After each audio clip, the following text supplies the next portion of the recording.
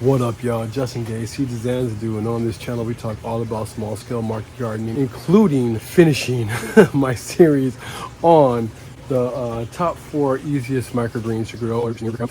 That's microgreens for beginners. In that video, I go over where to get your seeds. It's just a general overview on how to grow the easiest microgreens we got.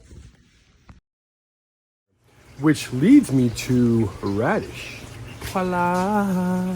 Yes, y'all, radish, the easiest by far microgreen I feel to grow. It doesn't ask for a lot, it just wants to grow. Really, any time of the year, radish is pretty much the one that I know I'm going to be able to have. Radish is great for a lot of you guys out there that want to be growing this for your markets and whatnot, as well as your chefs. I find radish really hits hard in the restaurants around my area. It hits pretty hard at the farmers market as well, but specifically at the restaurants. Just about every restaurant that I've ever had all wanted radish. So around here, it's about as much radish seed as we use for one of our 10-20 trays. It's at 1/3, 78 milliliters.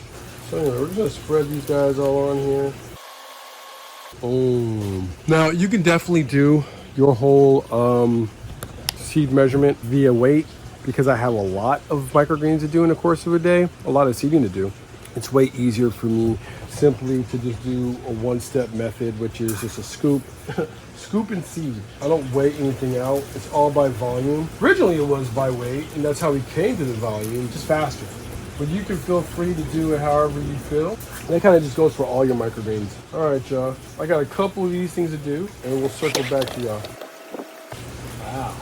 Much like all the other microgreens, radish can be also seeded out by hand as well if you don't need to be that precise. You want your tray to be even without a lot of overlapping. So you also want your substrate at the beginning before you start to seed these things out.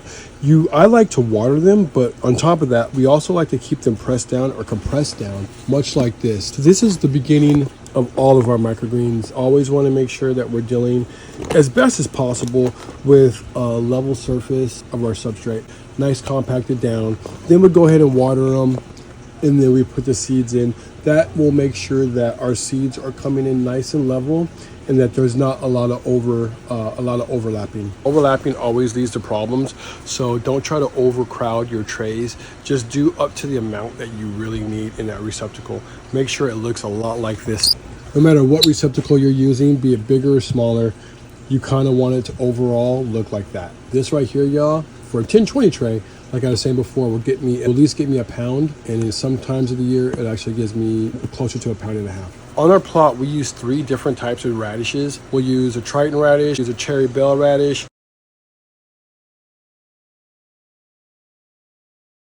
We'll also use a purple radish. The ones that I'm using right now are the Triton radish. Triton radish was actually even developed for microgreens specifically, or sprouting specifically.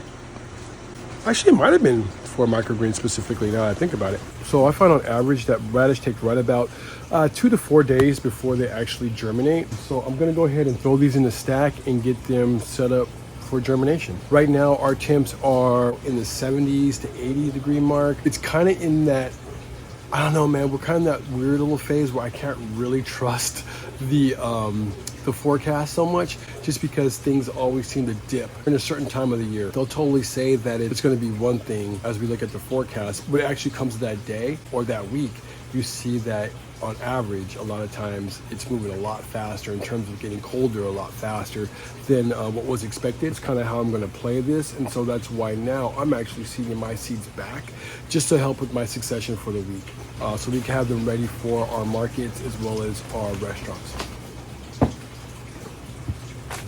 All right, y'all, so this, I'm gonna cheat a little bit. These radish were actually seeded out last week, Wednesday. Today is Wednesday, so these are technically a week old. If I wanted to harvest them now, of course I could. I could harvest them really at any stage of the game. However, I'm trying to get these things to at least 1 whole pound minimum when it comes to this tray. On average, I can get right about 1 pound to 1.5 pounds, depending on the time of the year, but normally the minimum is right about 1 pound for a 10-20 tray. We actually have a couple more days before we're gonna actually harvest this thing out. Right now, radishes are going to Thursday, Friday, Saturday. Seeing that our temperatures are starting to get a little bit cooler, this tray is actually gonna be 100% harvest ready at least to the weight that I wanted to, in about 9 days, which is going to be Friday. Today's Wednesday. However, a lot of them won't be harvested until day 10 and 11, which means they're going to be really full, nice and flush. We'll circle back around on Friday and show you exactly what it is that you guys should be looking for, or exactly what it is that I'm looking for when it comes to harvesting my micro radish.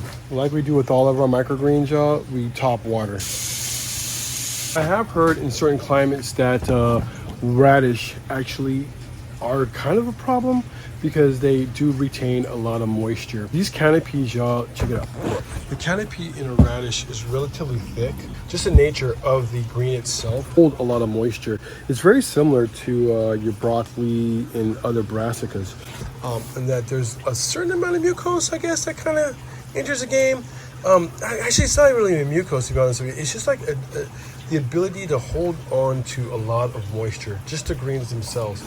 So I do understand that. In my climate, yeah, we are so dry here. A lot of that just kind of gets evaporated really, really fast. If you do find that you are in a climate with a little bit more humidity, bottom watering will probably be the ideal solution for you. You're gonna have two exact trays. You have one that doesn't have holes on the bottom. You have one that does. Can you see that now? See them holes down there? And what you'll do is fill this one up with water and then simply stick this one on top of it. What's going to end up happening is that the soil will begin to wick up all of the water. You just kind of do that until your greens or your tray now become harvest ready. We typically will water here once a day. I do find that watering your microgreens, actually getting some of that stagnant water out from the day before, actually does help out. Old trick I got from Crystal Rowe. It actually does work very well. So we actually do like to water our microgreens at least once a day. During the hotter times of the year, what we're just kind of getting out of, we will water a lot of our microgreens, including the radishes, upwards of 3 times a day. Again, it just really depends on your climate and what it is that you find works the best for you. All of our trays, y'all, we really are only using an inch in depth worth of soil, so they're going to dry out real easy. We also do have a misting system, which actually is cut down on the amount of times I actually do have to come out and water, so it's really helped out a lot. All right, y'all, we'll circle back in about 1-2 days, maybe 3 days, to show you how to harvest, as well as what your radish should look like before you take them out of your stacks, or before you uncover them. See you in a sec. Hey y'all, so it's been about 3 days now. Technically it's been over a week. I couldn't do the last one because I was in a rush trying to get to the market. That's what I'm doing right now, but I'm not as much in a rush. Show you guys what they look like. This is what you're looking for right here, y'all. Pretty much you want all your microgreens to look like when you get ready to pull them out of the stack. I'm gonna go do that right now before I head to the market. Day 4, y'all. I pulled these guys out of the rack on Saturday. So these guys are looking really good, really nice. Day 4. This one has some catching up to do. We'll go ahead and water them. I'm getting ready to do some microgreen trays anyway. Just wanted to show you guys what it looks like. Well, we've come full circle, y'all. One thing I wanted to show y'all. This, believe it or not, is an actual 7-day radish, slightly bigger than the last one I showed you guys last week, and that is just pretty much the temperature. This one right here, y'all, is a 12-day. My bad, y'all. It's a 14-day tray of radish microgreens. Same variety. Well, this is actually in a 2-inch tray, so it's going to make it look a little bit taller. The conolinin and everything on this one's bigger. So this is what I want to make sure I actually get rid of this tray. I find on average my radish might last right about 13 to 14 days, but I like to harvest on day 12 just to make absolutely sure that we're okay. This is what I consider a carryover tray, meaning it made it all week long, made it through our farmer's market, and did not get sold. So a lot of times they actually just go into our mix or just go to a restaurant, which is what's going to happen here. I like to harvest our trays between 7 to right about 12 days. When we get colder, of course, those days begin to get closer to that 12-day mark, actually closer to the 14-day mark. To be honest with you, when it gets that cold, a lot of our microgreens actually do go to a 14-day, if not 21-day, if not. Radish, we'll normally keep them around that 12, but it's not unheard of us to go to the 14. All right, y'all, so let's harvest these up. There's something happening here. See how much we get. Another reason you might want to water a little bit more is wind. We get a lot of wind out here, and it will deplete your microgreens just as fast as the sun. So something to keep in mind. I don't know. I still think we can get over a pound even with that little corner out. There you go.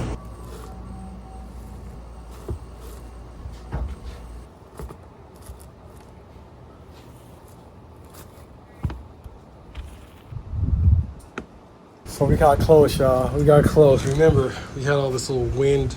Yuck. I could actually water that and let it rehydrate, but we're good. Pretty close. Just right under, but you see, right about the same. To see all the harvesting, how we harvested, what we used to harvest, check out the video, Microgreens for Beginners. I go through all that stuff. We like to put these things on, of course, or tacos or soup. Also love it. We do a lot of, like a lot of open face sandwiches around here. On and on, y'all. Radish, one of the illest ones, dude. Actually, probably one of my favorites, to be honest with you. So, yeah. Hope this will help, y'all.